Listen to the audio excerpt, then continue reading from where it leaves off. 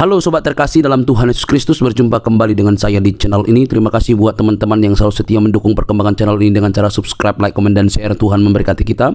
Sobat terkasih, kembali kita akan mencerdaskan para polemikus, para muslim yang selama ini yang hanya mengejar bisa berbahasa Arab tetapi tidak mengerti apa artinya.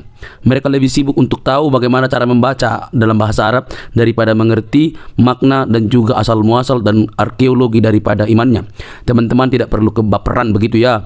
Nah, kita bisa melihat bahwa apa yang terjadi baru-baru ini adalah pembubaran terhadap iman kekristenan. Kenapa mereka ini seolah-olah lebih berhak begitu ya. Nah, kali ini teman-teman kita kembali mencerdaskan para muslim supaya mereka tidak buta begitu ya. Jangan kepanasan teman-teman. Mari kita pasang telinga, simak teliti. Ini dia videonya teman-teman. Ya, sok mangga. Ini ibu, ini juga punya anak bayi. Ya. Salam. Ibu anaknya siapa yang ditahan? Dokter. Iya, sok atuh sini, sok sini. Ayo, sini. Ya, sok mangga Bu, mangga. Ya, sok mangga. Ayo, sebagian sini. Kan 8 ya, 4 lagi di sini, sok. Ya, Pak. Bapak beracara di Saudi. Ini keluarganya semuanya. Ibu yang ditahan siapa? Anak udah nikah belum? Masih bujangan? Udah kerja? Apa? Nggak punya suami siapa? Saya. Oh, ibu nggak punya suami. Kemana suaminya? Meninggal. Jadi anak yang ditahan itu yatim. Ya. Sejak umur berapa yatim? Dia yang mencari nafkah buat saya. Kerjanya apa anak ibu? Ya, kadang-kadang ada nyetim gitu ya di depan. Nyetim. Terus aktivitas kesehariannya nyetim. Ya, nggak seberapa sih. Umurnya berapa? Umurnya 27. Sekolah? Sekolah apa? Lulusan mana? SMTKN apa? SMK mana?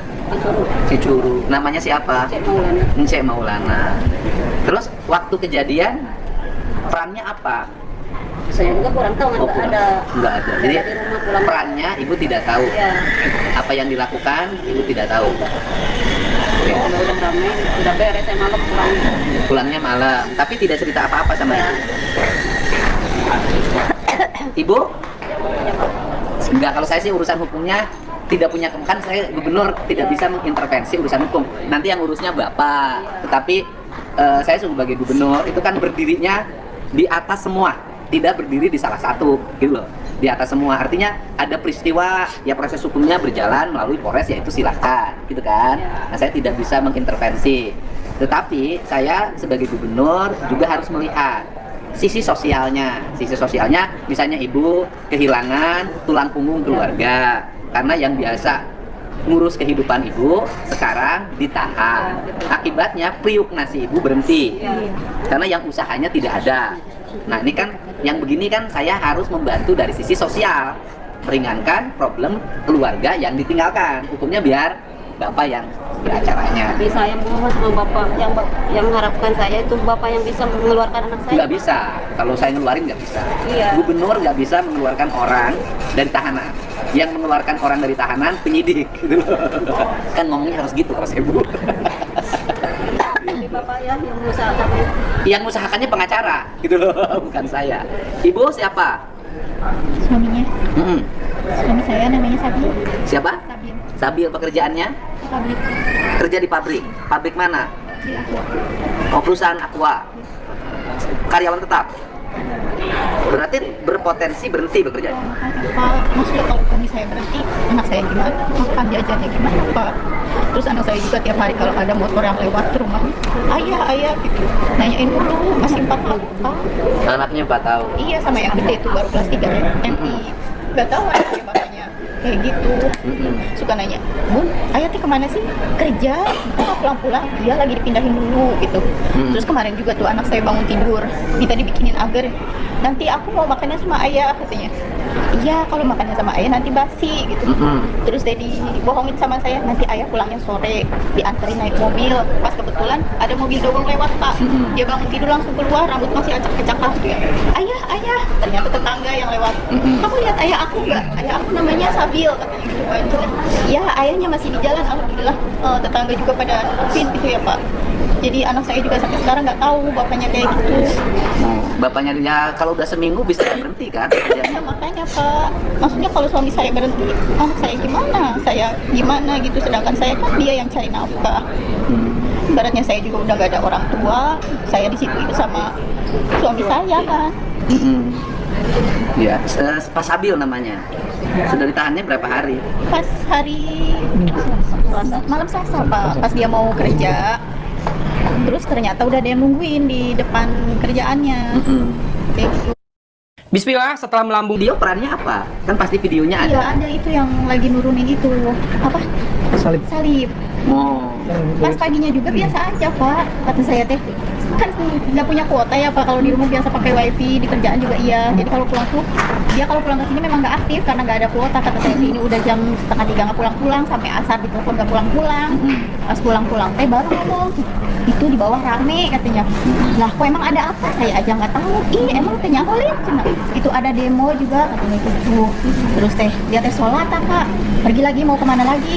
Itu katanya yang dibawa belum beres. Oh katanya kamu mau nganterin saya kan minta dianterin mobil sabun, udah nggak punya sabun. Iya nanti besok aja lah, senang gitu. Dia teh ke bawah lagi. Siapa? Acep?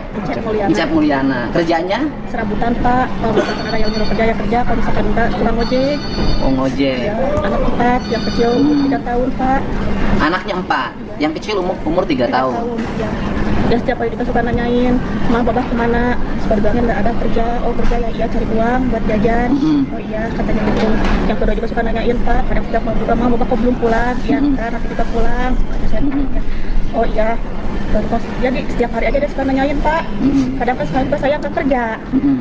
Suami juga kan kecil serabutan. Ya kalau misalkan dia nggak ada, saya bukan buat jajan dia sehari-hari gimana gitu. Jadi nggak kerja, serabutan, kemudian sekarang terlibat masalah ini, sudah otomatis yang pencari nafkahnya berhenti. Sekarang ini selama ditahan udah berapa hari? Udah seminggu. Seminggu. Terus yang menangani kebutuhan dapur ibu siapa? Ya mau minta ke saudara juga kan saudara juga sama nggak punya. Nggak, sekarang dapurnya diisi oleh siapa? Karena saya pasti yang ditanyain itu. Ya kalau saya ada di rumah aja tabungan. Yang tabungan. Tabungan. Itu juga tabungan juga kan. Ya kadang kalau misalkan sehari-hari kalau misalkan ada jajan, kalau misalkan sekarang enggak ya. Tapi beras masih cukup. Ya dicukup-cukupin Pak. Cukup. Anak masih ada yang sekolah? Ada yang sekolah 2 Di SD. SD. Ibu? Suaminya siapa? Edi Hermawan. Punya anak berapa? 4. Nggak KB? Tapi jebol. Berarti kenceng.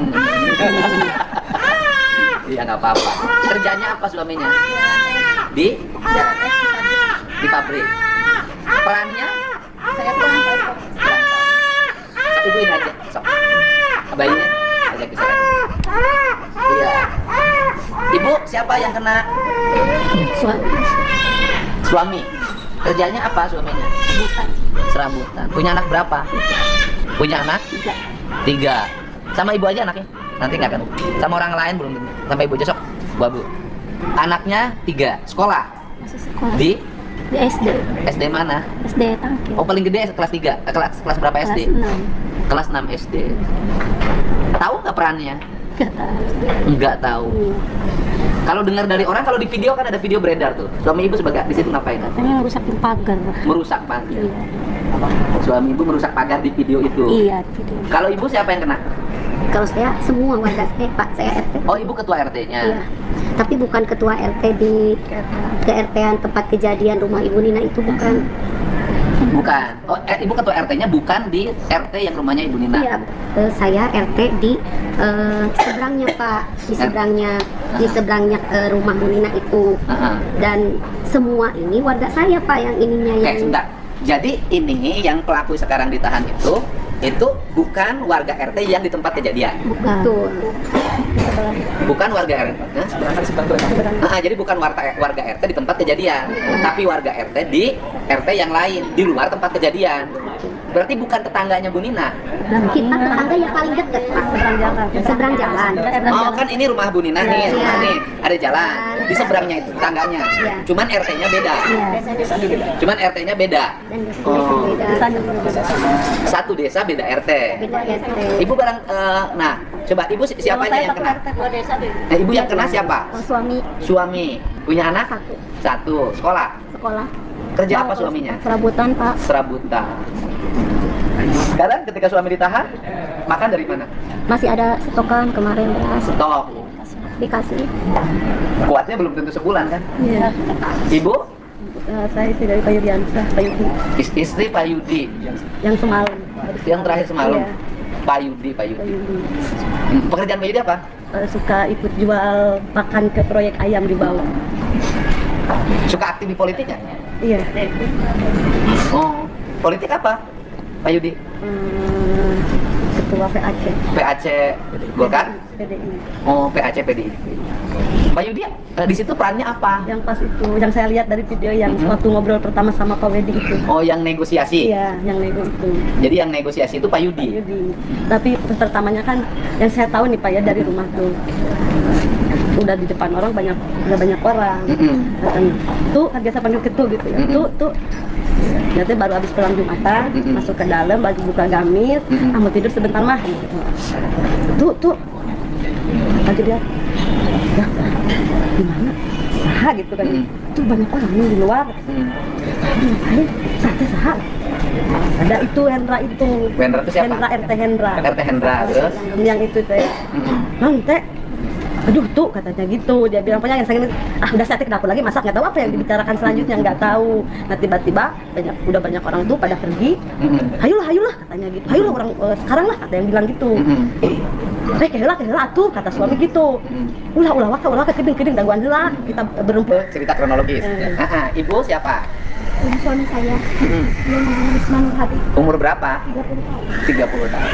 Punya ini lahir hamil anak keberapa? Satu baru pertama. Pertama. Dia kemarin baru nikah. Iya. Masih pengantin dong? Iya. Berapa bulan? Ini 8 bulan, kan bulan depan mau melahirkan. Melahirkan.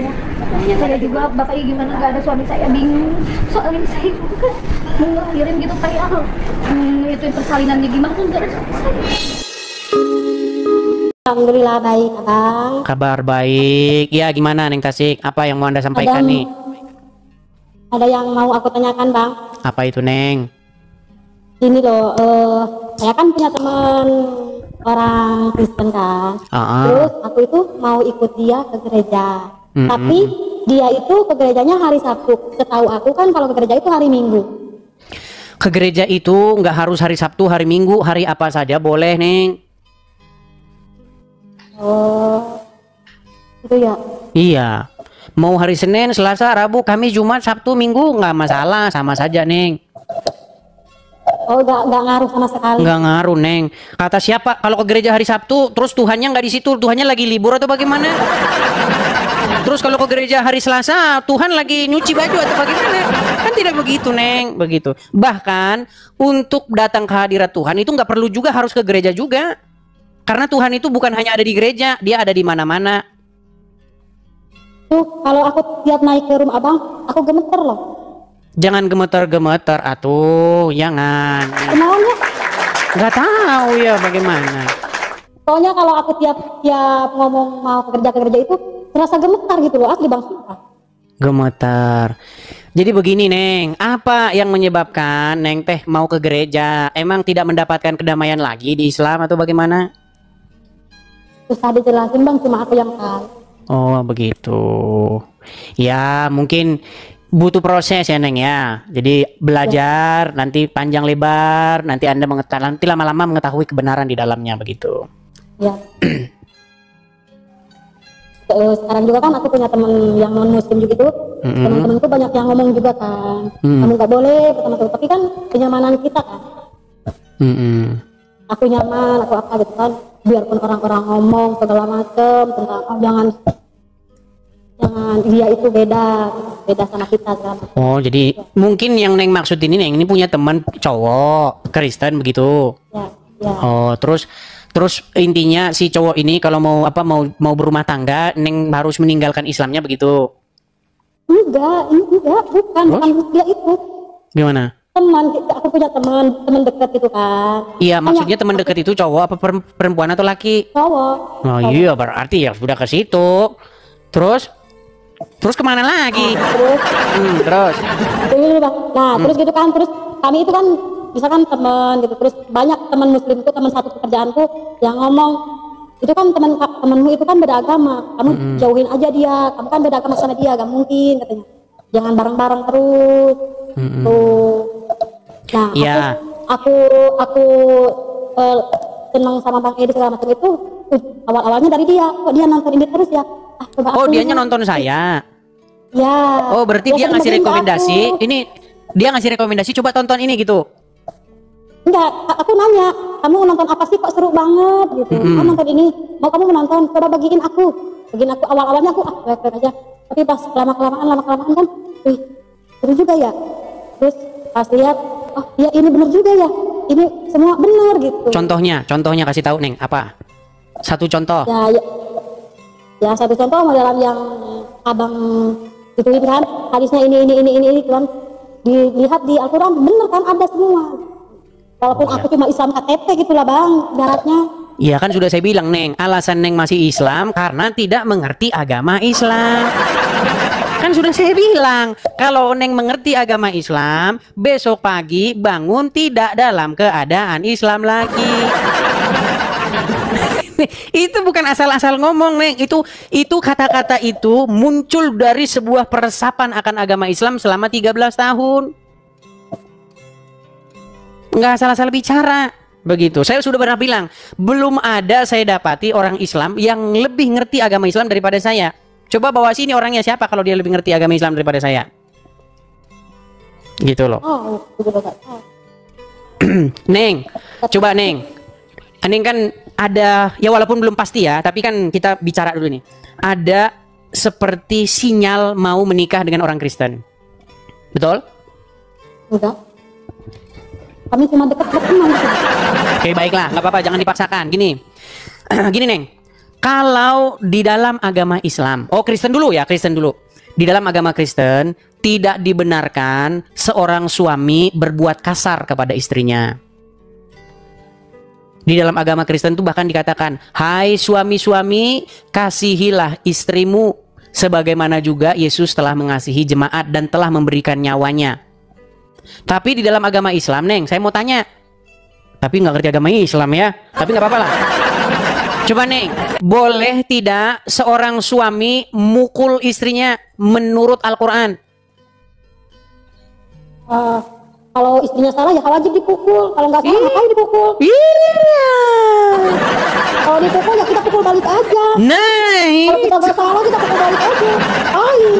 Nah, makanya Neng, aku bisa ya dipukul ya aku pulang aja ke orang tua.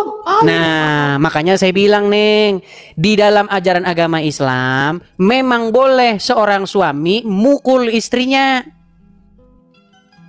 Ya, tapi di dalam agama salah, Kristen itu tidak boleh. Jangankan mukul, berbuat kasar saja tidak boleh. Coba secara logika sekarang Neng, mana kira-kira yang masuk di akal, yang masuk di sesuai dengan ini? Ya, hati nurani. Itu ya jangan, biarpun istri salah ya jangan dipukul. Betul. Iya. Betul.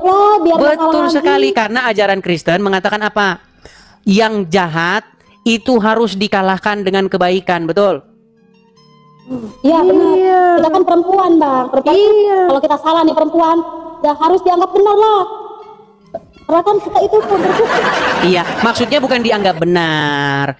Maksudnya yang salah diperbaiki. Gitu begini Neng, maksudnya yang salah itu diperbaiki, tapi kan tidak harus main tangan, betul? Iya. Kita kan senangnya itu dilembutin. Kita kan tadinya marah, jadi lulu, jadi betul begitu. Tapi kalau ajaran Muhammad nggak ada begitu Neng. Kalau ajaran Muhammad, pukullah istrimu. Mau saya tunjukkan ayat. Banyak yang kejam tuh di bawah tuh fitnah kamu ya. Kalau saya memfitnah, saya terjun dari Monas. Iya sih bang. Rata-rata kan sekarang banyak KDRT. Bahkan Muhammad itu pelaku KDRT. Muhammad itu pernah memukul Aisyah. No, banyak yang ngomong nanti, fitnah kamu ya. Sudah saya bilang, kalau ada muslim yang sanggup menunjukkan saya fitnah, saya terjun dari Monas. Jadi Muhammad itu adalah pelaku kekerasan dalam rumah tangga. Siapa yang dipukul oleh Muhammad? Aisyah. Jadi jangan kalian dengar lagu Aisyah romantisnya cintamu dengan. Mau saya tunjukin hadisnya. Muhammad dipukul sama Aisyah dipukul sama Muhammad.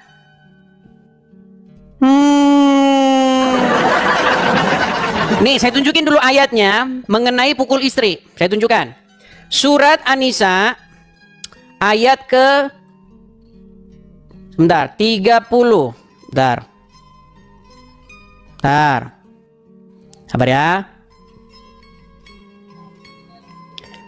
31 atau 32 ya? Oh, 34. An-Nisa 34. Di dalam surat An-Nisa ayat 34. Saya balik dulu kamera saya. Biar nanti orang yang fitnah-fitnah ini nanti kan sadar ya. Nih, saya tunjukin.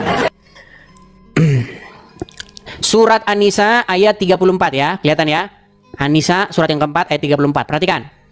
Laki-laki, suami maksudnya ya, itu pelindung bagi perempuan atau istri. Karena Allah telah melebihkan sebagian dari mereka laki-laki atas sebagian dari yang lain perempuan. Dan karena mereka laki-laki telah memberikan nafkah dan hartanya. Maka, perhatikan.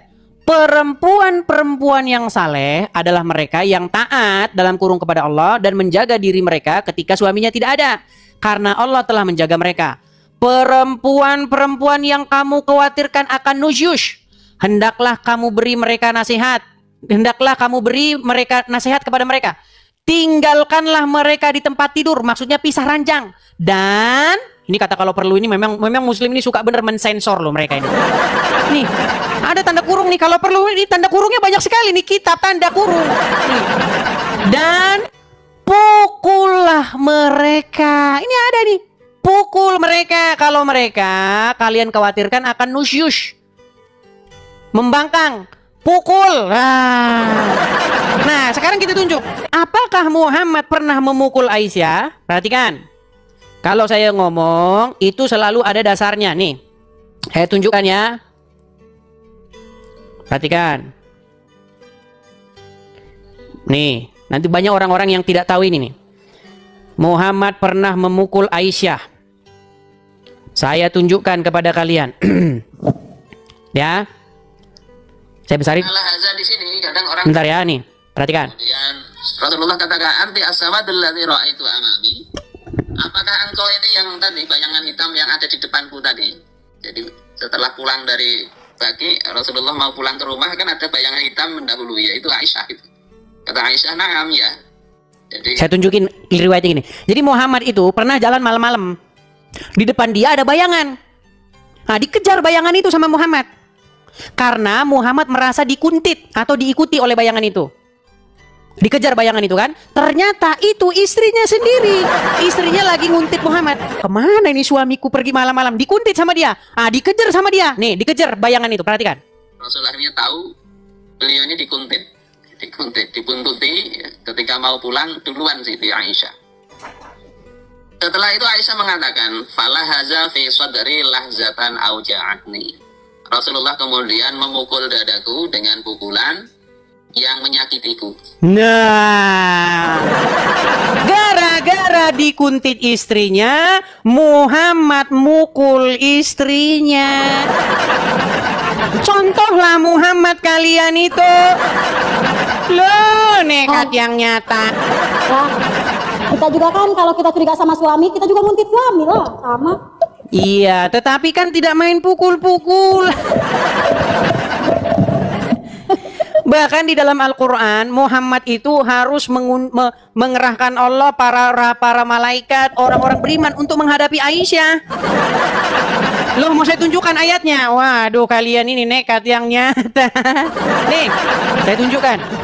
Apakah benar Muhammad itu untuk menghadapi Aisyah? Saya tunjukkan ya.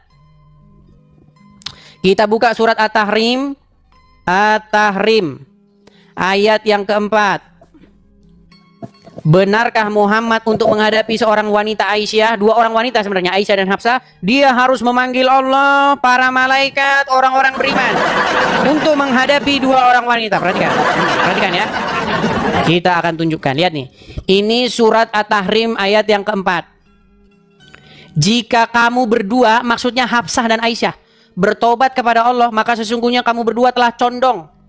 Dan jika kamu berdua bantu-membantu menyusahkan Nabi, maka sesungguhnya Allah adalah pelindungnya, dan pula Jibril, dan orang-orang mukmin, dan malaikat, dan untuk menghadapi dua orang wanita. Perhatikan, lihat tafsir-tafsirnya nih. Kita buka tafsir Kementerian Agama Saudi Arabia ya, perhatikan. Nih yang lebih lengkap saja ya nih. Kita lihat nih, Tafsir Al-Madinah Al-Munawwaroh, Markas Tadzim Al-Quran di bawah pengawasan Syekh Profesor Imad Zuhair Hafidz dan seterusnya nih. Apa dikatakan di sini? Aduh, kok muncul sini? Bentar ya, mana tadi tafsirnya? Nih, tafsir Al-Madinah ya. Allah menegur Aisyah dan Hafsah karena kecemburuan mereka. Jika kalian berdua bertobat kepada Allah, maka kalian memang layak bertobat karenanya. Telah menyukai hal yang dibenci Rasulullah, yaitu membocorkan rahasianya. Nih, rahasianya dibocorkan. Nih, jika kalian berdua saling bantu-membantu untuk melakukan hal yang tidak baik terhadap Rasulullah, maka Allah pelindung dan penolongnya. Begitu pula malaikat, Jibril, orang-orang soleh, dan malaikat-malaikat lain, penolong Muhammad nih, untuk menghadapi dua wanita. Muhammad harus ditolong Allah, Jibril, malaikat, orang-orang beriman. Padahal di dalam riwayat lain, Muhammad bisa memukul Aisyah dan Aisyah tidak melawan. Tapi tahu nggak? Kalau Anda tanya sama orang Syiah, ya, kalau Anda tanya sama orang Syiah, sebenarnya itu bukan Aisyah dan Hafsah. Aisyah dan Hafsah hanya wanita. Tanya siapa di balik Aisyah dan Hafsah? Ternyata bapaknya Aisyah itu Abu Bakar, orang penting. Bapaknya Hafsah, ya, itu Umar bin Khattab, orang penting. Itu sebenarnya. Makanya orang-orang Syiah, mereka punya sebuah pemahaman, mereka punya sebuah sejarah yang mereka ketahui. Tapi orang Sunni nggak tahu tentang bagaimana Umar bin Khattab dan Abu Bakar menjadi dalang sebenarnya yang menjadi musuh Muhammad. Cuman ilmumu belum sampai ke sana, Neng Tasik. Belum sampai. Karena ada riwayat di mana Muhammad itu ketika dia mau meninggal, dia itu meminta pena dan kertas supaya dia ingin menulis wasiat. Waktu dia mau meninggal, ya kan? Kemudian Umar bin Khattab menghalang-halangi sehingga tidak jadi ditulis wasiat itu. Akhirnya setelah Muhammad meninggal, tampuk pemerintahan, kekuasaan jatuh kepada Abu Bakar dan Umar. Abu Bakar dulu baru Umar. Abang pintar lebih dari muslim. Oh iya, itu kalau muslim yang nggak tahu itu, nggak tahu, mereka nggak belajar agama Islam. Yang mereka belajari membaca huruf Arab dapat akhlak. Iya, coba Ima Said Neng Tasik, bener nggak? Selama Anda jadi muslim, yang ditekankan itu membaca huruf-huruf Arab yang ada di Quran itu, betul nggak? Abis itu amin, dapat pahala, bener nggak? Bener nggak? Iya, makanya selama ini nggak ngerti apa-apa selain daripada membunyikan huruf hijayah. Makanya isi Quran juga kagak tahu. Masa bodoh taingah, yang penting saya bisa baca. Udah. Yang penting bisa baca, bisa nyari duit gitu. Iya. Tapi kalau menurut ajaran agama Islam, perempuan itu tidak boleh keluar rumah. Bang, kalau nggak keluar rumah terus anakku makan apa? Menurut agama Islam yang mencari nafkah itu suami. Mereka berperang, berjihad. Kalau suaminya nggak ada, siapa yang nafkah? Di zaman Muhammad kayak begitu, laki-laki kerjanya berjihad di jalan Allah. Ada kampung Yahudi diserang, kemudian diambil harta rampasannya namanya Gonima. Itu pekerjaan mereka kayak begitu. Baca aja. Kalau kamu betul-betul mempelajari sejarah agama Islam, pekerjaan Muhammad dan para pengikutnya itu kayak begitu. Ada karavan-karavan yang mewah itu diambil harta mereka itu. Mau belajar gimana Bang? Jujur aja, aku mah dulu waktu anak-anak kebangun kan disuruh ngaji sama orang tua, tapi malah kabur, malah main. Ya, jadi sebenarnya kalau sesuai dengan ajaran agama Islam, perempuan itu tidak boleh kemana-mana, dia di rumah. Bahkan nyupir saja nggak boleh. Di Arab Saudi itu barusan boleh itu karena di demo melanggar hak asasi wanita. Nggak boleh wanita keluar tanpa muhrimnya, nggak boleh. Ada ayatnya itu di dalam Quran, perempuan-perempuan itu, istri-istri Muhammad tuh nggak boleh keluar dari rumah. Iya, kalau nggak punya suami, kalau keluar gimana? Bagaimana? Kan boleh, kalau nggak punya suami ya keluar nyari nafkah. Kita kan ngomong istri orang, istri dari seseorang pria. Makanya menurut ajaran agama Islam itu perempuan tidak boleh keluar kalau tidak ada suaminya. Iya, tapi Bang Edis, nih sekarang kebanyakannya Islam juga cewek-cewek semua itu kerja. Iya, karena ajaran agama Islam tidak sesuai dengan perkembangan zaman. Iya, makanya tahu ulil. Ulil Absar Abdallah, tahu Ulil Absar Abdallah? Itu seorang muslim, dia pintar itu belajar agama Islam. Dia pernah bilang, Quran ini sudah waktunya direvisi karena tidak sesuai dengan zaman. Itu kata Ulil Absar Abdallah yang mempelajari Islam sungguh-sungguh. Begitu. Mau saya tunjuk dalil-dalilnya, perempuan tidak boleh keluar rumah. Boleh.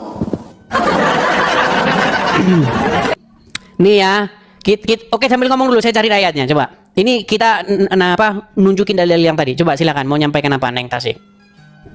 Mau nyampaikan, iya kalau dilarang gitu kan kita gak boleh keluar berapa kan, tapi kebanyakan cewek itu ngomong kita harus cari pintar, cari uang sendiri biar punya suami, biar gak direndahkan, biar mau beli apa-apa bebas.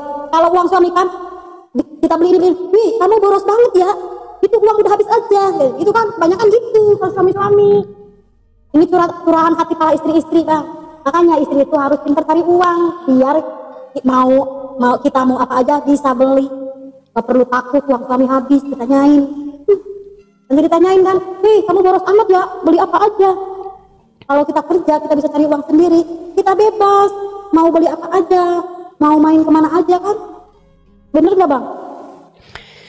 Ya, kalau masalah itu urusan pribadimu. Tapi yang saya bahas di sini masalah ajaran agama Islam. Coba ya, Neng Tasik ya. Nih, tadi saya kan sudah bilang pekerjaan apa yang dilakukan oleh Muhammad dan teman-temannya. Nih, bahkan pekerjaan yang paling dicintai Allah ini nih. Perhatikan. Iya, ini pekerjaan yang dicintai oleh Allah ini. Perhatikan. Pekerjaan yang paling diutamakan di dalam agama Islam itu ini. At-Taubah 24. Perhatikan. Katakanlah, jika bapak-bapak, anak-anak, saudara-saudara, istri-istri, kaum keluargamu, harta kekayaan yang kamu usahakan, perniagaan yang kamu khawatirkan kerugiannya, dan tempat tinggal yang kamu sukai adalah lebih kamu cintai dari Allah dan Rasulnya, dan dari berjihad, perhatikan ini, dan dari berjihad di jalannya, maka tunggulah sampai Allah mendatangkan keputusannya dan Allah tidak memberi petunjuk kepada orang-orang yang fasik. Nih, jadi menurut ayat ini yang lebih penting daripada bapak-bapak, anak-anak, istri-istri, perdaganganmu, bisnismu, usahamu, rumahmu, yang lebih penting itu adalah apa? Perhatikan. Yang lebih kamu cintai itu harusnya Allah dan Rasulnya dan berjihad. Makanya pekerjaan utama muslim itu pada waktu itu berjihad, perang, dan jumlah ghanimah hasil dari berjihad ini miliaran. Makanya ini yang perhatikan. Kalian kalau belum pelajari biografi Muhammad, aduh gimana saya bilang. Nih ya, harta rampasan perang Muhammad dapat itu berapa nih, perhatikan.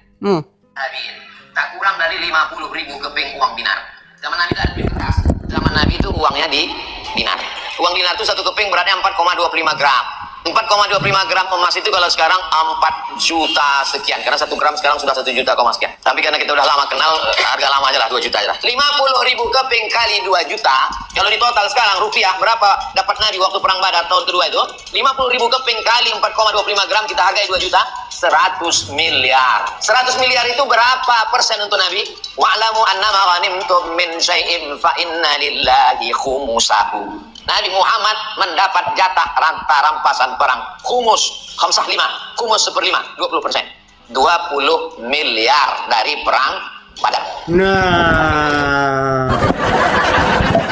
makanya saya bilang Muhammad itu miliarder hasil daripada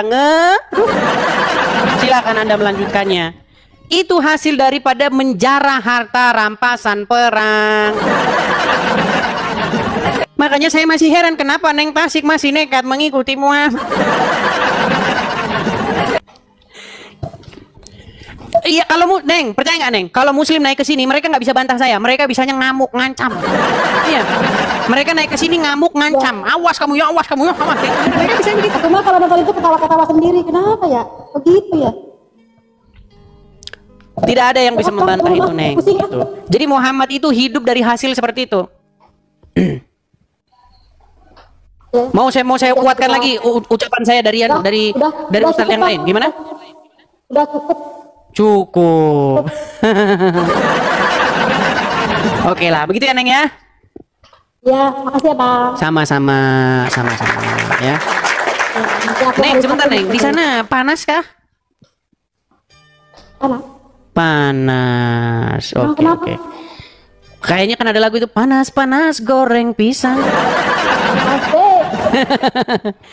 Saya suka itu lagu-lagunya itu siapa? Aduh, lupa saya namanya. Aduh, malah lupa saya namanya. Siapa yang nyanyi itu tadi? Lupa tuh, Ben. Orang Bang Edis lupa gitu loh. Iya, yang nyanyi itu siapa namanya? Yang nyanyi penyanyi dari Tasik itu siapa? Kok dari Tasik? Dari Jawa Barat siapa namanya? Siapa sih namanya? Coba Lah. teman-teman di kolom komentar. Aduh, Ya, lupa lagu saya. apa? Doel Sumbang. Iya, Doel Sumbang. Oh, di Sumbar. Doel Sumbang, begitu. Oke, begitu ya. Ya Bang. Makasih ya Bang.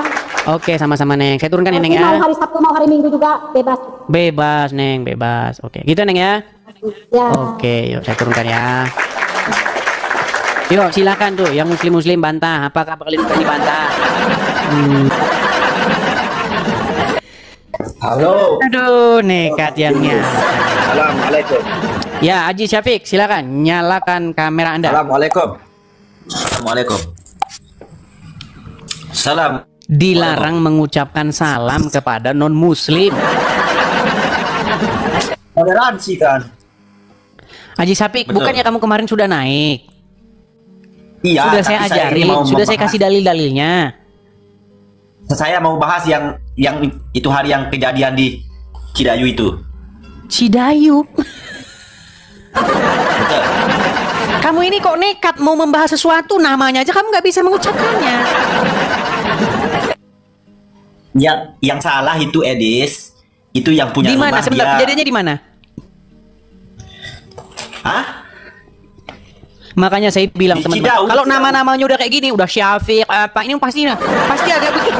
Heran saya, aduh. Cidahu. Kamu mau bahas sesuatu sementara kamu nggak tahu kejadiannya di mana? Di mana? Cidahu. Cidahu. Kamu bilang Cidayu. Cidahu. Cidahu. Apa yang kamu bahas di situ kemarin sudah kita bahas panjang lebar.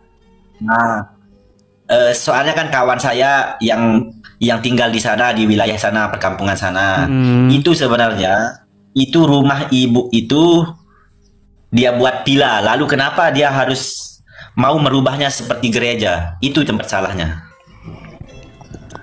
Baik. Bang Kalau Yes. kita ngomong salah-salahan, nanti panjang bahasan kita. Yang mau saya tanya, apa dasar seseorang boleh ngerusak, boleh mecah-mecahin rumah orang? Dasarnya apa? Begini Bang. Kawan saya kan dia cerita dengan saya. Tenang, Kalau dia itu- Jangan cerita kawan kamu. Saya mau cerita, nih teman-teman ya. Anda Muslim ya? Muslim. Oke, saya mau tes dulu. Apa otak Muslim itu waras atau enggak? Coba ya, saya mau tes. Nih, dengar. Boleh nggak kalau satu kelompok atau kelompok massa atau satu kelompok orang merusak rumah, mecah-mecahin kacanya, dobrak pintunya, apa di dalam dipecahin, dipatahin, boleh nggak itu dilakukan? Karena kan warga Enggak, di sana dia bentar, sudah. itu boleh dilakukan nggak kayak begitu? Ya memang nggak boleh lah Bang Nggak Edis. boleh. Berarti itu pelanggaran hukum nggak? Begini dulu Bang Edis. Nah, udah Soalnya makanya kan teman-teman warga. kan, saya kan sudah bilang teman-teman, Muslim yang masuk sini belum ada satupun yang waras, belum ada. Begini Bang Edis, begini kronologinya kan. Di sana orang sudah dibagi tahu jangan beribadah di tempat ini, beribadahlah di tempat gereja, tapi dia tidak mau mendengar warga setempat Bang Edis. Begitu. Baik, sekarang saya tanya nih, Oke. kalau Anda punya rumah, Iya. oke, boleh nggak saya dan orang-orang kampung saya melarang kamu nggak boleh begini, nggak boleh begitu di rumah kamu, boleh nggak? Boleh kalau dia melanggar apa namanya itu. Kalau nggak ada izinnya kan, kalau misalnya kita buat begini main judi, emang nggak boleh begitu Oh, loh, kalau Bang main Edis. judi nggak boleh, tapi itu pun demikian nggak ada rusak-rusakan. Sekarang saya tanya, kalau kamu punya rumah, Oke. terus kamu ngadakan di rumah kamu itu doa bersama di rumahmu itu, atau pengajian atau yasinan, boleh nggak? Ya boleh Bang Edis, soalnya kan itu kan rumah kita. Terus kenapa kalau orang Kristen ngadakan acara kebaktian nggak boleh? Kan harusnya di tempat gereja. Berarti kalau yasinan harus di masjid. Iya.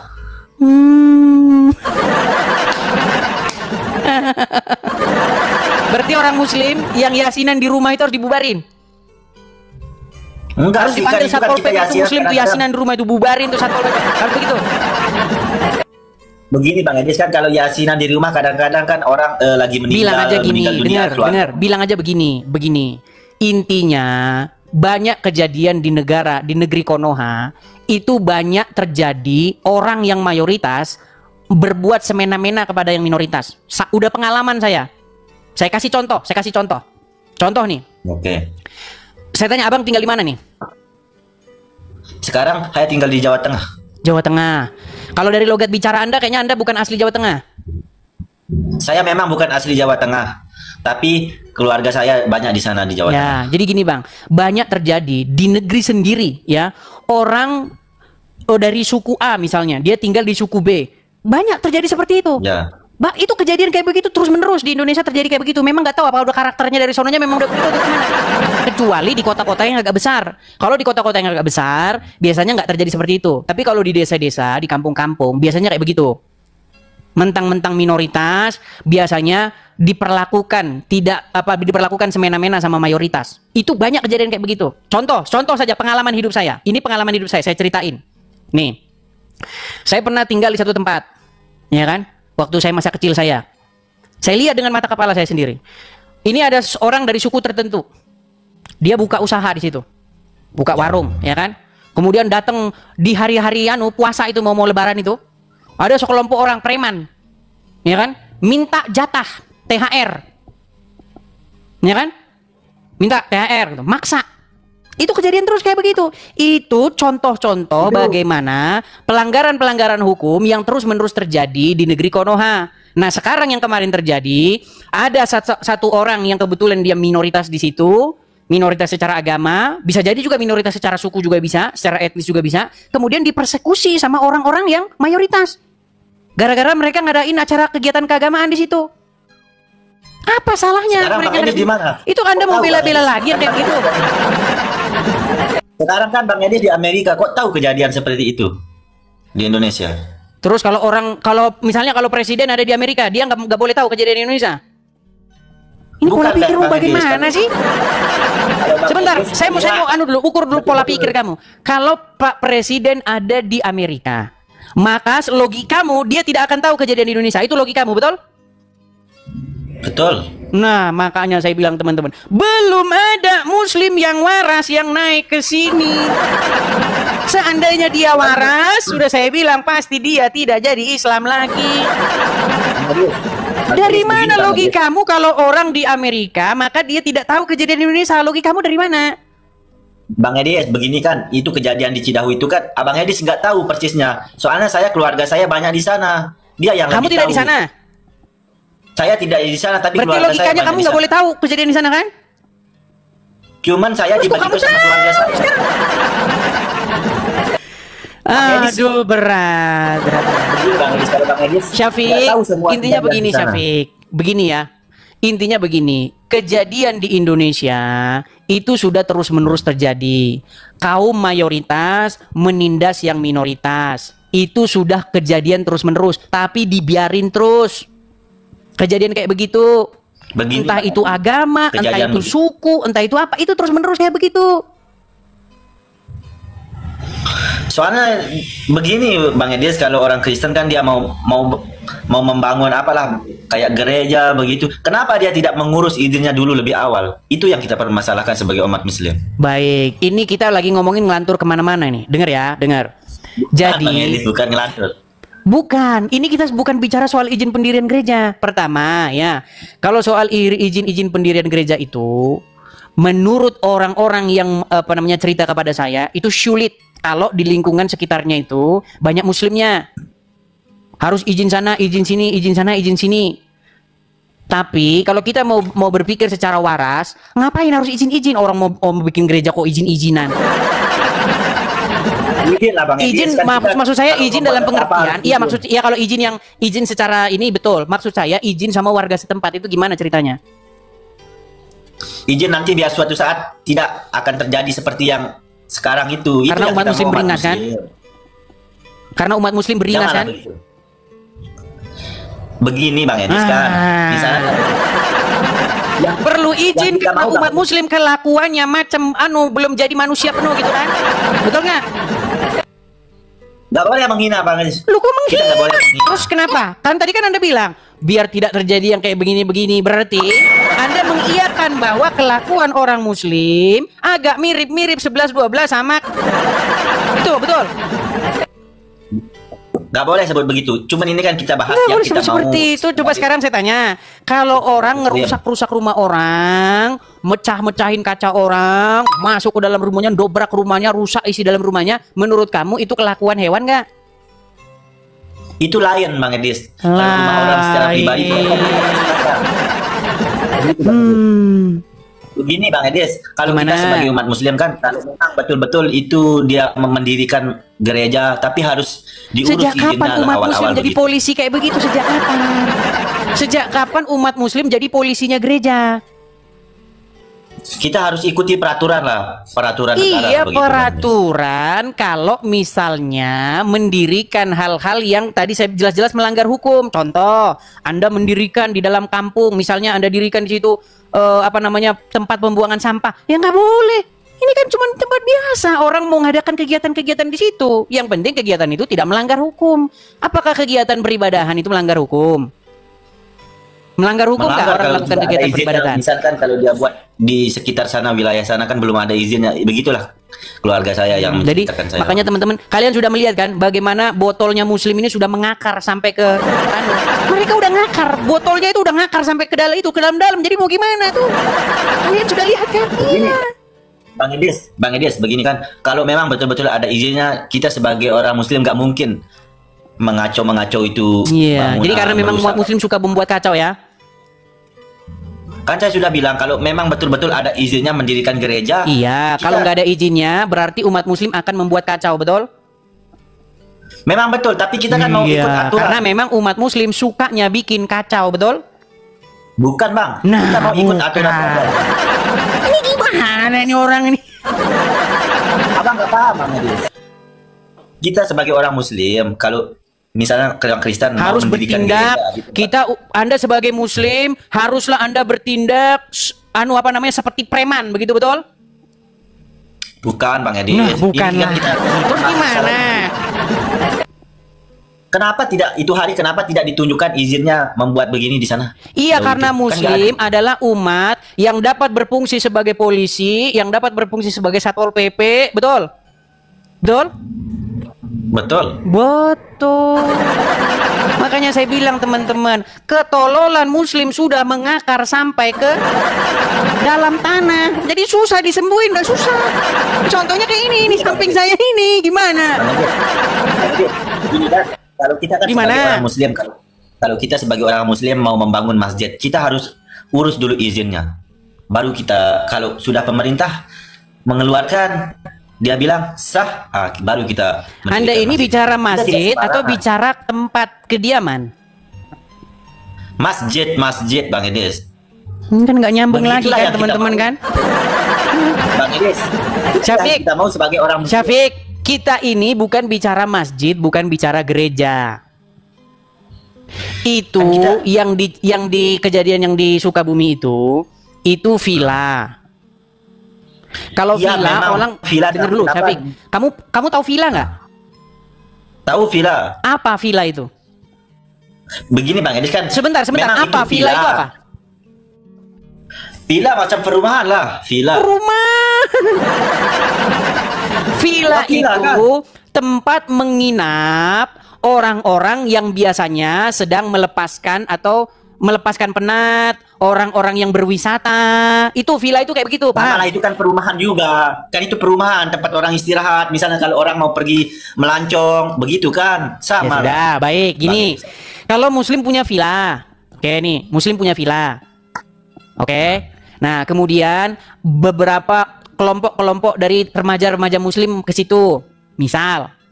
Oke. Betul. Nah, kemudian mereka di situ melakukan kegiatan-kegiatan keagamaan. Contohnya misalnya mereka di situ baca Quran bersama, ngaji bersama. Nggak pernah kalau kita di villa, Bang Edis. Di villa memang kita nggak pernah membuat acara beragama nggak pernah. Kita Nggak kan pernah. pergi Kalau di rumah masjid. pernah. Kalau di rumah kan memang pernah, itu kan rumah pribadi kan, misalnya kalau Ya, kita kalau di rumah pribadi boleh. keluarga meninggal, keluarga hajatan Iya, kan boleh itu. kalau di rumah pribadi boleh. Boleh kalau gitu, misalnya kalau Boleh, kita karena membuat mayoritas. Lu dengerin tuh teman-teman. Karena memang udah begitu otaknya, udah begitu setelannya. Jadi makanya saya bilang teman-teman. Jadi Dengar dulu nih. biasanya tenang. Biasanya ini penyakit Indonesia itu kayak begitu. Penyakit di Indonesia itu sudah begitu. Kalau di desa memang udah kayak begitu. Namanya orang desa begitu. Jadi memang ya sudah saya bilang ketololannya sudah mengakar sampai ke tanah. Begitu. Jadi kalau ngomong sama mereka ini, kalau ngomong hukum, capek Anda berbusa, capek Anda nanti. Kalau Anda jelasin ke orang-orang seperti ini, negara kita punya perangkat hukum.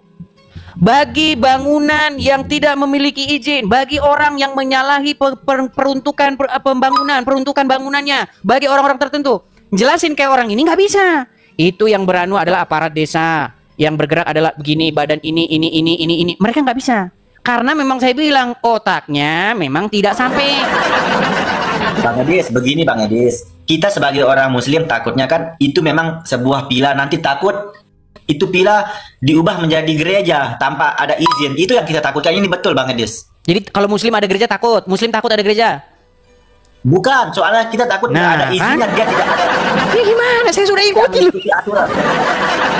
Kalau ada gereja Muslim takut. Bukan takut Bang, soalnya kalau Terus kenapa tadi kamu bilang takut jadi gereja? Ini gimana sih? kita takut itu pila nanti diam-diam dibuat seperti gereja. Itu yang kita takutkan. Oke, berarti Muslim bukan takut gereja, karena betul? ada gereja.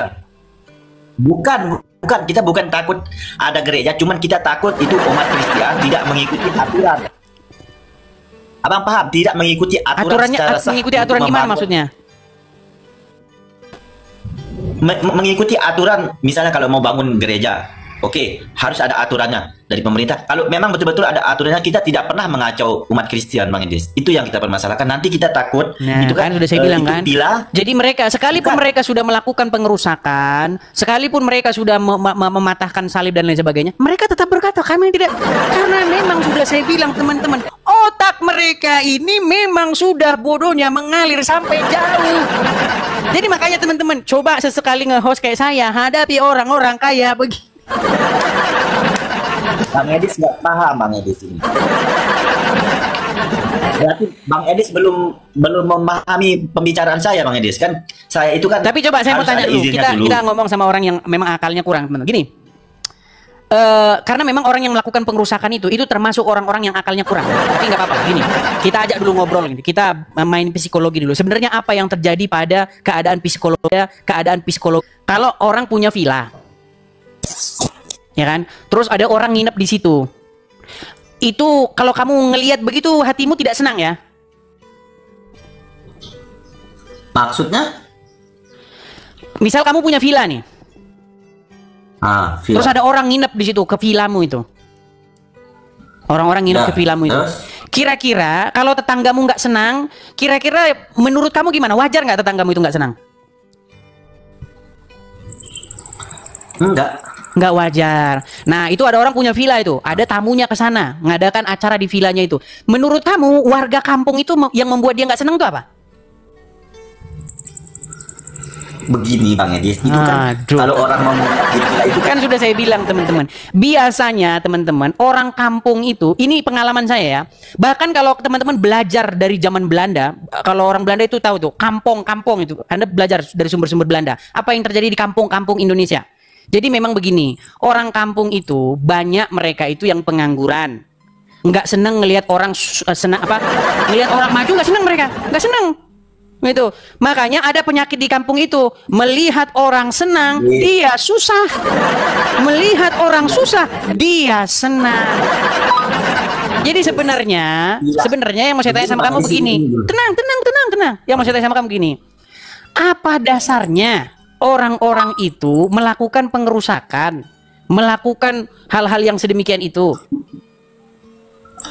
Padahal kegiatan itu tidak ada yang merugikan mereka. Oke. Ini saya boleh jawab Bang Edis. Silakan. Jawab ya. Silakan. Villa itu Bang Edis, villa itu tempat wisata. Misalnya kalau tamu luar negeri lah, pergi ke villa? Kan nggak mungkin dia mau membuat acara di sana. Siapa bilang nggak membuat acara? Nggak mungkin di tempat villa dia mau membuat acara keagamaan. Nggak mungkin, Bang Edi. Siapa bilang kan villa itu tempat wisata. Siapa bilang nggak mungkin? Pergi, misalnya kan kalau orang pergi melancong ke villa itu dia untuk tempat wisata dan istirahat, Bang Edi. Betul nggak? Iya, kok jadi kamu yang ngurusin kegiatan orang gitu loh? Bukan, Bang Edis, bukan. Kan bilang. Enggak, kok bisanya kamu gitu loh yang ngatur orang harus ngapain gitu loh? Kan memang itu villa, tempat wisata. Kan nggak Kalian mungkin sudah tahu bagaimana busuknya, bagaimana buruknya orang Islam. Ya ini nih. Ini contohnya teman-teman. Karena apa? Karena mereka ini memang di dalam hatinya, di hidungnya pun ada setan. Di hidungmu ada setan, pantesan kelakuanmu mirip dengan setan. Yang mau saya tanya sama kamu, orang mau ke villa, masa kamu mau ngatur kegiatan mereka apa? Begini, Bang Edis, kan orang ke villa kan nggak mungkin dia mau buat. Kok nggak mungkin? Maksudmu acaranya mau seperti orang Islam gitu? Anu nikah mut'ah itu, yang kayak di Puncak Bogor gitu? Ini memang Bang Edis kurang paham. Begini, Bang Edis, kita sebagai orang Muslim takutnya itu sebuah nanti diam-diam dirubah menjadi gereja, tidak ada izinnya. Abang paham nggak omongan saya? Gimana? Omongan saya, abang paham? Gimana? Kita takutnya nanti itu sebuah villa, nanti diam-diam dirubah menjadi gereja. Itu yang kita takutkan. Kalau jadi gereja takut Muslim? Bukan takut adanya gereja. Kita bukan takut adanya gereja, cuman kita takut dia tidak mengikuti aturan pemerintah. Nanti diam-diam dia mengubah menjadi gereja. Memang bilang enggak, teman-teman. Jadi gini aja lah, Syafiq. Yang saya mau tanya sama kamu gini aja, Syafiq. Kalau misalnya kamu punya villa, terus ada orang main ke villa kamu, terus? Kira-kira yang ngatur mereka siapa? Mereka harus ngapain, harus gini-gini, siapa yang ngatur? Kita nggak atur. Itu hak dia sendiri, tapi kan orang kan hak dia sendiri. Kalau dia di situ mau kumpul sama orang-orang Kristen, terus kemudian mereka melakukan kegiatan-kegiatan Kristen di situ, menurut kamu yang rugi siapa? Kamu rugi gitu, Muslim rugi? Enggak rugi. Terus kenapa Muslim rusak? Cuman orang itu kan dia nggak mungkin mau membuat. Enggak, sebentar. Yang saya tanya, kerugian yang Muslim alami itu apa? Kalau ada orang Kristen kumpul dengan orang Kristen melakukan kegiatan-kegiatan Kristiani, umat Muslim ruginya di mana? Nggak ada. Terus kenapa ngerusak-ngerusak? Cuma Bang Edis kan nggak paham kata-kata saya. Itu ngerusak karena orang aduh, pusing. Makanya teman-teman, saya sudah bilang begini. Jadi teman-teman, kalian harus tahu, Muslim ini mereka itu punya penyakit. Penyakitnya apa? Mereka nggak bisa ngelihat orang Kristen lagi melakukan kegiatan Kristen. Percaya sama saya. Makanya itu kejadian terus. Karena di dalam ajaran agamanya ngajarin kebencian kepada orang-orang Kristen. Nggak ada, Bang. Nggak ada, itu orang Islam diajarkan sebuah kebencian kepada umat. Apa yang Quran perintahkan untuk kamu lakukan kalau ketemu dengan orang Kristen? Itu kan orang kafir. Emang kamu kafir? Oke, Kristen kafir nggak? Kafir. Kafir. Apa yang harus dilakukan kepada orang kafir menurut Al-Quran? Perangi. Betul nggak diperangi? Perangi karena dia tidak mengikuti aturan Allah SWT. Karena sudah saya bilang ajaran Islam itu ajaran kebencian kepada orang Kristen. Tapi selama ini kita bermunafik. Intinya itu udah ke situ intinya. Makanya kalau kamu Kristen, kamu berada di tengah-tengah Muslim, terus kamu lakukan kegiatan Kristen di situ, bentar lagi mereka lagi bisik-bisik, kapan ini kita bubarin dari mereka? Kafir ini, kapan nih kafir? Itu udah pasti. Pegang omongan saya. Kalau kamu melakukan kegiatan Kristen di tengah-tengah Muslim, tinggal tunggu nanti waktunya Muslim akan melakukan kegiatan yang kayak gitu. Jadi janganlah, jangan memprovokator. Memang itu faktanya. Saya lihat Bang Edi sini macam memprovokator umat Kristen. Memprovokatori. Saya mengungkapkan apa yang ada di lapangan. Itu yang terjadi terus menerus. Tapi kalau Muslim, mereka sholat di jalan pun, nah, kan, sholat di jalan, nah, silakan. Buktinya tidak dilarang polisi, buktinya kan itu memang mungkin sudah ada izin. Karena mayoritas. Makanya kalau mayoritas itu bebas berbuat sekehendak hatinya. Begini Bang Edis, sekarang lo nggak percaya. Bang Edis, sekarang Kristen di Indonesia berapa persen? Saya tanya.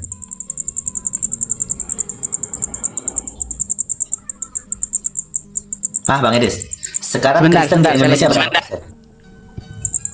Gimana? Saya tanya Bang Edis, Kristen di Indonesia sekarang berapa persen? Kok lari ke situ-situ? Nggak usah ke situ-situ. Intinya, kamu sudah mengakui bahwa ajaran agama. Soalnya Bang Edis tadi bilang orang Muslim semau-maunya berbuat. Saya tanya Bang Edis, sekarang Kristen di Indonesia berapa persen? Sekitar 15% kurang lebih. Muslim? Paling kalau di KTP 80%, tapi yang ikut-ikutan itu 80%, yang ngerti agamanya cuma 2 orang. Lu gak percaya. Dengarkan, dari 80% orang Islam di Indonesia ini, yang ngerti agama Islam cuma 2 orang, dan itu masih saya cari. Belum ketemu yang 2 orang itu. Itu pun belum diketahui di mana rimbanya. Sekarang saya tanya, kamu ngerti agama Islam? Ngerti. Baik, apa perintah dalam agama Islam kalau ketemu orang kafir? Itu aja. Kau sudah tahu tadi, kau sudah bilang. Ini pertanyaan terakhir nih, pertanyaan terakhir. Apa perintah Quran kalau ketemu orang kafir? Kan tadi kamu sudah menjelaskannya. Kenapa ya kamu udah, tanya berarti lagi? kamu tidak tahu. Kamu tidak tahu bilang gitu, biar saya kasih tahu. Saya tahu. Apa? Tapi saya nggak mau sebut. Kamu. Iya, karena kan kamu malu dengan agamamu. Begini Bang Edis. Udah, sekarang intinya begini saja. Intinya begini. Kalau orang Islam ngerusak salib itu sesuai perintah nggak sesuai ajaran Islam nggak? Enggak, kita nggak pernah. Oke, sebentar. Isa untuk akan datang mematahkan salib, betul nggak? Hah? Isa? Betul nggak? Nabi Isa akan datang untuk mematahkan salib. Betul. Betul. Kalau Isa mematahkan salib sesuai dengan ajaran agama Islam nggak? Sesuai. Kalau ini yang mata-matain salib ini, nih kelihatan kan? Nih ini sesuai dengan ajaran agama Islam nggak? Itu kan kita ikut pemerintah. Nah, udah mulai akrobat dia. Mulai akrobat dah. Dengar, ini umat Islam. Di bawah ini umat Muslim nih, beringas seperti biasa kan mereka ini beringas ya kan? Nah, ketika mereka merusakkan salib ini, membanting-banting mematahkannya, apakah ini sesuai dengan apa yang akan kelak dilakukan oleh Nabi Isa? Betul, karena itu. Betul. Makanya saya bilang Islam itu memang mengajarkan kebencian kepada salib. Makanya saya bilang agama Islam itu harus dibubarkan karena bertentangan dengan Pancasila dan Bhinneka Tunggal Ika. Udah, kamu tidur di bawah sana. Udah tidur di bawah sana kamu. Nekat yang nyata.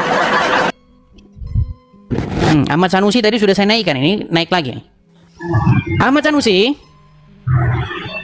Halo. Kan? Apakah kalian sudah lihat orang Islam betapa lemahnya mereka? Ya ini.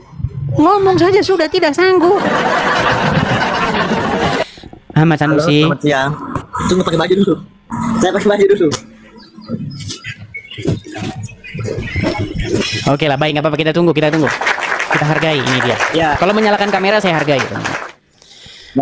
Ya, Ahmad Sanusi. Ya. Baru bangun tidur, Bang? Dari tadi sih, cuman nonton live-nya Bang Edis dari tadi. Oke. Apa yang mau Anda utarakan? Silakan. Tadi saya nonton Bang Edis itu percakapannya dengan Pak Sulaiman ya. Yang mana itu? Kalau menurut kami yang dari Muslim itu menjadi pengikut Nabi Muhammad. Tadi kan Bang Edis bilangnya Nabi Muhammad itu mati dan dikuburkan kan? Betul. Bukankah yang demikian yang tertulis di dalam literatur Islam? Ya benar. Lalu di mana saya itu merupakan perkataan saya? Maksudnya meneladani atau mengikuti kata Bang Edis tadi, memang betul kami itu meneladani Nabi Muhammad.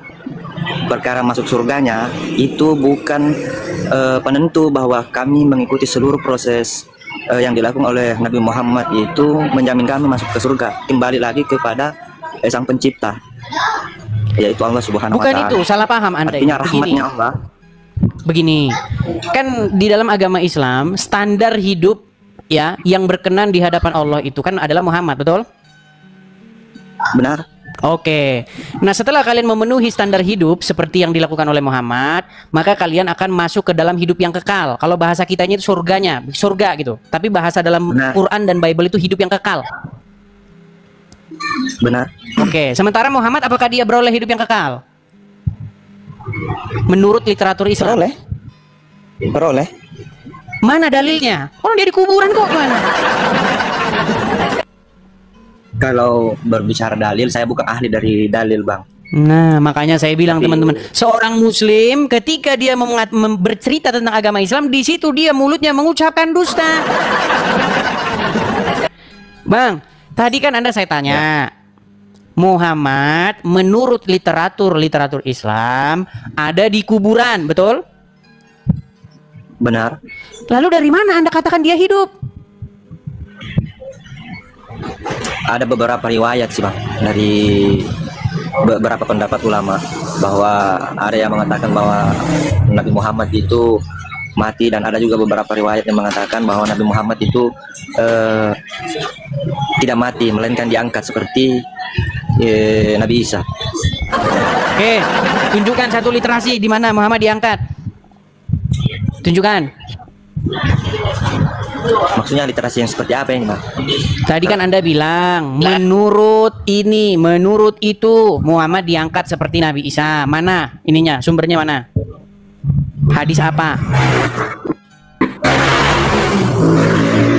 Nah, sudah mulai. Separuh wajahku hilang bersama Islamku, karena ku tidak tahu apa yang diajarkan Islamku. Gimana ini, Bang?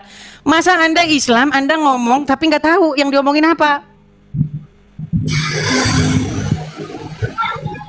Nah,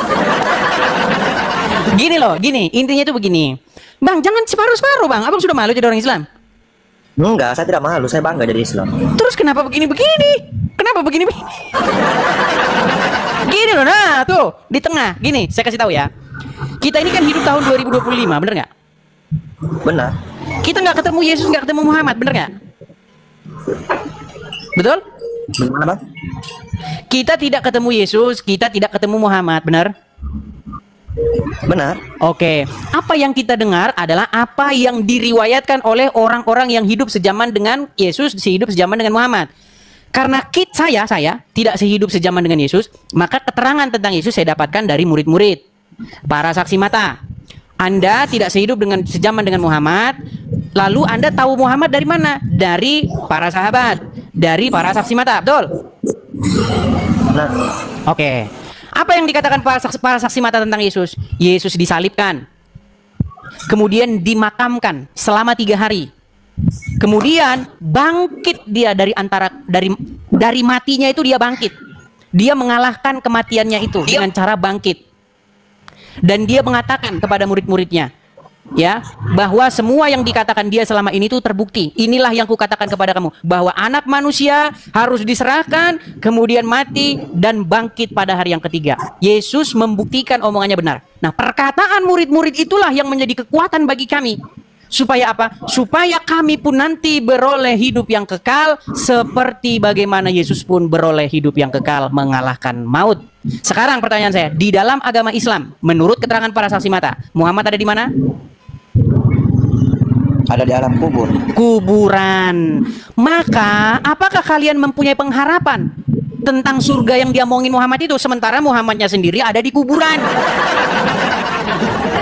Makanya perbedaan iman kita di situ, Bang. Anda beriman mengimani seseorang mati.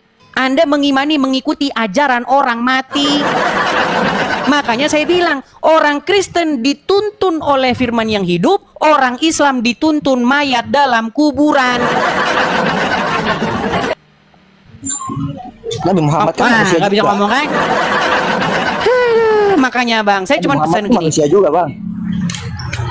Bagaimana? Bukan Tuhan. Nabi Muhammad itu bukanlah Tuhan, melainkan manusia yang diutus oleh Allah, oleh Tuhan. Oke, Anda dituntun oleh dia, dipimpin oleh dia? Benar. Oke, berarti Anda Nabi dituntun Muhammad dipimpin oleh orang mati kan? Benar. Iya, makanya Masa pernyataan hidupnya saya di mana salahnya? Semasa hidupnya Rasulullah itu, Nabi Muhammad itu adalah contoh buat kami umat Islam. Sekarang adalah faktanya kalian dipimpin, dituntun oleh orang mati, betul? Betul. Nah, makanya kami orang Kristen, iman kami bukan seperti itu. Kami dipimpin, dituntun oleh firman yang hidup, yaitu Yesus. Kalau berbicara iman, ya iman abang, iman saya, iman saya. Iman kita Kami beda. tidak bisa menyamakan iman Anda dan iman orang Islam. siapa? Tidak boleh. Saya tidak Abang menyamakan. bilang, Kita jadi memiliki. abang Dengar bisa Bang, ngomongnya tenang gini. dulu ya, tenang. Ahmad Sanusi tenang. Gini, kita itu punya iman yang berbeda. Nggak mungkin ketemu iman kita. Cuman logika iman kami dengan logika iman kalian kita bandingkan di sini, kita diskusikan. Nah, Anda beriman bahwa Anda dipimpin, dituntun oleh orang mati, betul? Betul. Iya, sementara kami di dalam iman kami dituntun, kami dipimpin oleh firman yang hidup, yaitu Yesus yang hidup. Itulah bedanya kita. Gitu loh. Nah, makanya saya menyarankan kepada Anda, selama Anda jadi Islam, Anda kan nggak mempelajari agama Islam. Betul nggak? Belajar tapi tidak banyak. Ya, artinya belajar cuma agama dari saya 100%. kurang, kan? Oke, dari 100 kamu Ini belajar saya Islam tidak berapa? mau berdebat, saya cuma mau menyampaikan meluruskan Iya, saya oke. tadi. Dari 100 kamu belajar Dan Islam tadi berapa? Saya tidak mau yang tinggi-tinggi, 10 lalu sudah cukup. Iya 10. Makanya begini, setelah kamu gini, Sulaiman, Ahmad Sanusi, kalau kamu mau menghabiskan waktu kamu mempelajari agama Islam, kamu belajar. Tadi kan 10 ya. Kamu belajar sungguh-sungguh agama Islam. Pegang omongan saya. Camkan dan ingat omongan saya kelak. Kamu akan tidur dengan nyenyak malam-malamnya setelah kamu pelajari agama Islam. Lalu besok pagi kamu telepon tukang loak. Halo bro, tukang loak, besok datang ke rumah saya ya. Ngapain? Tolong ini angkut ini kitab-kitab ini bawa sama kamu. Itu kalau kamu sungguh-sungguh mempelajarinya. Oh, gimana?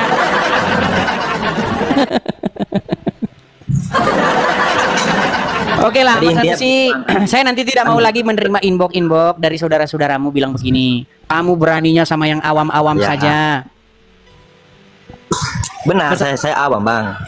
Iya, saya mau bilang begini, Ahmad Sanusi ya. Kalau kamu orangnya bukan mau mendebat, kamu orangnya kayaknya mau belajar. Gini, di dalam Injil apa yang Yesus katakan? Orang buta itu tidak bisa memimpin atau menuntun orang buta, karena kedua-duanya akan jatuh. Gimana? Saya mau menyampaikan sama teman-teman yang komen saja, baik yang saudaraku yang muslim maupun yang non muslim yang komen yang tidak bagus, artinya menjatuhkan. Cobalah kamu naik, memberanikan diri, tapi jangan menjelekkan ya. Di sini kita tidak menjelekkan, jangan. Ya. Saya salut sama kamu Ahmad Sanusi, kamu orangnya baik lah, kamu nggak menjelek-jelekan. Gini Ahmad Sanusi, kalau kita bicara secara logis, jadi jangan cuma adanya di komen kemudian menjatuhkan, menjelekkan, cuman pandai komen yang jelek-jelek saja tapi tidak berani naiklah. Kamu yang muslim yang lain, saudara-saudaraku yang lain, jangan terlihat seperti orang yang munafik. Saya tidak munafik, saya beragama Islam, saya berpegang teguh apapun yang terjadi, saya tetap berpegang teguh kepada agama saya meskipun saya tidak mendalami agama itu. Ya, itu karena kamu masih awam sekarang. Saya percaya. Oke, begini. Saya lanjutkan ya, Ahmad Sanusi ya. Oke lah, abang. Oke. Di dalam Injil apa yang Yesus katakan? Di dalam Injil Yesus bilang begini, orang buta tidak akan bisa menuntun orang buta, karena pasti keduanya akan jatuh ke dalam lubang. Setuju dengan perkataan Yesus? Bagaimana bang? Ulang. Saya ulangi lagi ya. Saya ulangi. Orang buta tidak akan bisa menuntun orang buta, karena keduanya pasti akan terperosok ke dalam lubang, betul? Kalau kita berbicara logika, menurut saya tidak selamanya orang buta terperosok bang. contoh terprosot di mana maksudnya abang? Itu kata itu kalau kita berbicara logika, mari kita berbicara logika abang. Orang buta tidak akan terprosot.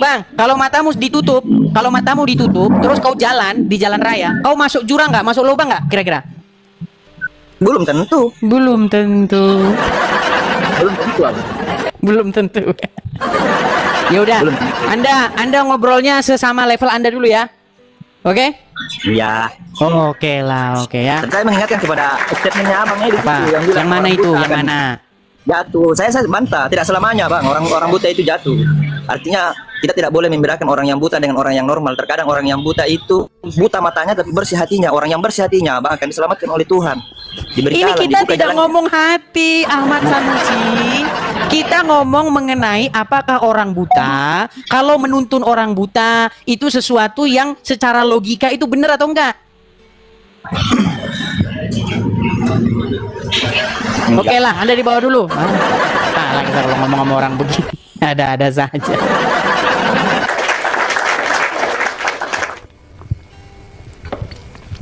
Ya, apa kabar teman-teman sekalian? Mudah-mudahan baik-baik selalu ya. Iya, setelah 2 hari ya tidak siaran ya. Hampir 2 hari kita sekarang siaran kembali ya. Teman-teman, sebelum ya kita memulai diskusi kita, seperti biasa ya teman-teman ya, pastikan teman-teman memfollow akun asli saya, karena banyak sekali akun-akun di luaran sana, yaitu akun-akun palsu dan akun-akun bodong. Jadi kalian pastikan mengikuti akun yang asli ya teman-teman ya, dan jangan lupa juga untuk tap layar suka, dan jangan lupa juga untuk share ya, share kepada siapapun, siapa saja yang kalian anggap perlu untuk mendengarkan siaran ini. Oke, seperti biasa ya, kita mulai ngobrol-ngobrol santai. Semoga kita berharap ya, atau ketemu ada satu orang Islam yang mengerti agamanya. Bang, ya jangan diharap-harap bang, yang ngerti agamanya sudah pada murtad. Tinggal orang-orang yang cuman agama Islam KTP saja yang masih Islam bang. Ya, oke, kita mulai. Kita mulai ya. Kita akan naikkan, ada sebentar. Ini sering ngajukan permintaan naik. Coba saya kasih naik nih. Febrahen Hiskia. Coba Febrahen Hiskia. Ini beberapa kali saya lihat ngajukan permintaan naik terus nih. Ya, Febrahen Hiskia, silakan nyalakan kamera bang. Febrahen Hiskia. Oke, baik ya. Dia sering mengajukan permintaan naik, tapi giliran saya naikin malah. Oke, kita kasih naik, ada Artayasa painting. Oke. Artayasa. Ya, selamat pagi Artayasa. Lagi di pinggir jalan ini. Apa-apa bang? Berisik bang, saya nggak bisa dengar apa-apa.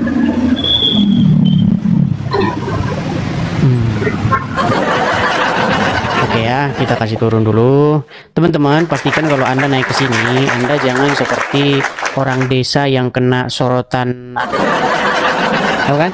Zaman kita dulu, ada kameramen, jangan begitu ya, jangan begitu.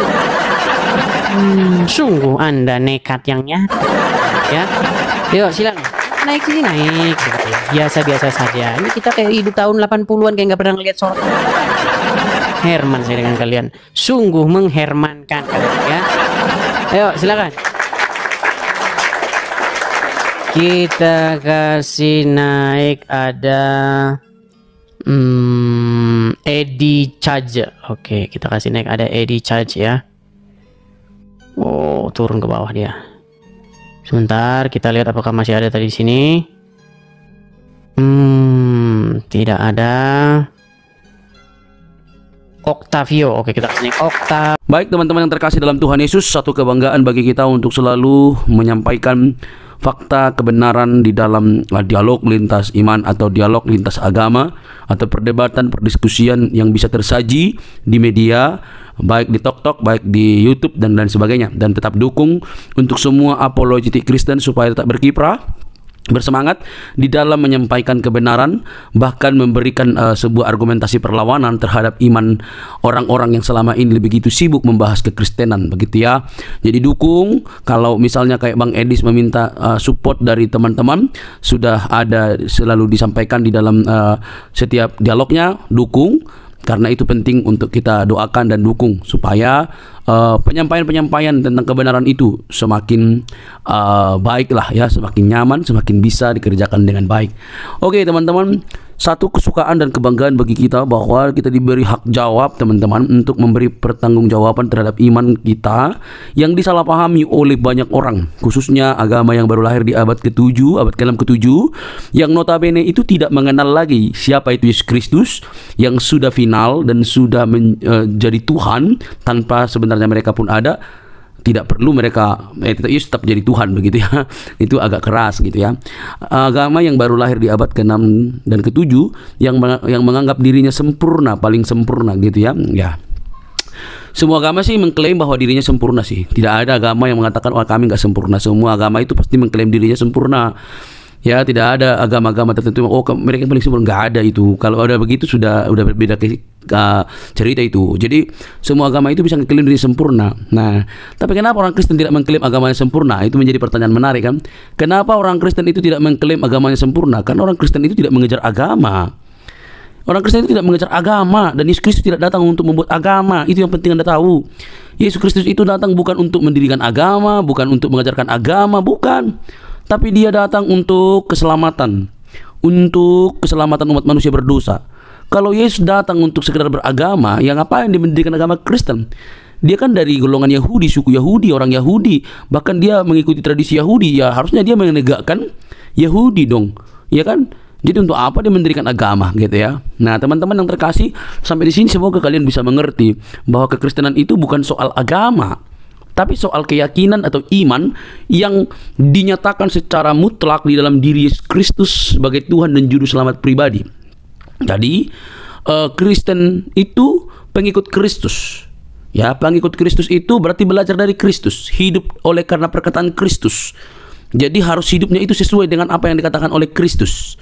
Murid ya, bukan beragama gitu. Nah teman-teman, kalau kita bisa melihat dan menyimak dengan teliti, hal itu memang perlu untuk kita garis bawahi supaya tidak mudah ngamukan gitu ya. Orang Kristen itu tidak membela Tuhan, Tuhan yang membela umatnya. Jangan salah ya, itu harus dibedakan. Orang Kristen itu bukan beragama untuk membela Tuhan. Tuhan yang membela umatnya, Tuhan yang membela manusia. Kalau manusia membela Tuhan, berarti siapa yang lemah? Kan gitu pertanyaan lanjutan. Kalau manusia yang bela Tuhan, berarti siapa yang lemah? Tuhan apa manusia? Nah logikanya adalah Tuhan yang maha kuasa itu bisa menjadi apa saja, dan dialah yang paling punya kuasa untuk membela umatnya. Tapi kalau membela kebenaran, itu wajar. Membela kebenaran itu artinya memberi hak jawab kita terhadap mereka yang sewenang-wenang. Apalagi para polemikus ya, yang kerjaannya itu tiap hari mengurusin kekristenan. Kita harus memberi hak jawab kita sebaik mungkin. Karena itu pun diberikan oleh Tuhan, dimandatkan oleh Tuhan dalam firman-Nya, bahwa kita diberi hak jawab untuk memberi pertanggungan jawab terhadap orang-orang yang menyalahpahami iman kekristenan, terhadap orang-orang yang selama ini salah memikirkan tentang kekristenan. Kita harus memberi hak jawab kita. Nah teman-teman, yang terjadi adalah apa yang dilakukan oleh Bang Edis ini, mereka justru mengamuk gak karu-karuan gitu ya. Itu ibarat disiram air panas, lompat-lompat gitu, atau kalian cacing lalu dikasih garam itu langsung berkiok-kiok gitu ya. Lucu mereka ini. Nah alhasil mereka yang tidak pernah belajar dengan sungguh-sungguh, mungkin mereka hanya belajar bahasa Arab, bacanya segala macam, tidak pernah belajar secara mendalam. Mereka akhirnya apa? Mengamuk, marah, kepanasan gitu, bahkan ngancam, mau seruduk lagi begitu ya. Sudah nggak tahu, taunya cuma dari ustadznya, digali dari arkeologianya nggak bisa, tiba-tiba diberikan fakta, dipertanyakan fakta, justru ngamuk. Nah ini kan model-model anak-anak gitu ya. Ini sifat-sifat childish yang dipamerkan atau selalu dininabobokkan, sehingga mereka hanya mengeluarkan luapan-luapan emosi ketika mereka tidak bisa jawab kekristenan. Kan miris itu teman-teman. Coba deh berpikir secara cerdas. Nah, tetapi yang namanya kebenaran ya pasti mau dibengkokkan gitu ya. Ya Kristen itu kebenaran sih. Kebenaran yang memerdekakan manusia dari dosa. Dosa umat manusia itu yang membinasakan, tapi Kristus menyelamatkan kita. Oleh karena itu teman-teman, mari terus kita bersemangat untuk boleh menyampaikan kebenaran, karena kebenaran itu memerdekakan orang dari dosa. Kebenaran dalam Kristus Yesus. Dialah juru selamat, tidak ada yang lain, karena di dalam Dia tidak ada dusta. Di dalam Kristus tidak ada kebohongan. Di dalam Kristus ada kemerdekaan. Di dalam Dia keselamatan terjamin. Saat engkau percaya, Dia memateraikan diri kita dengan Allah Roh Kudus yang menjamin kehidupan kita. Percayalah, Dialah sang sumber terang itu yang menyelamatkan kita dari dosa. Teman-teman, tidak perlu kepanasan, jangan skip, jangan biarkan tayangan ini, sebarkan di media-media teman-teman sehingga banyak orang yang dicerdaskan. Ingat, Kristus itu mengasihi semua umat manusia. Sampai ketemu di video selanjutnya teman-teman. Tuhan memberkati. Shalom.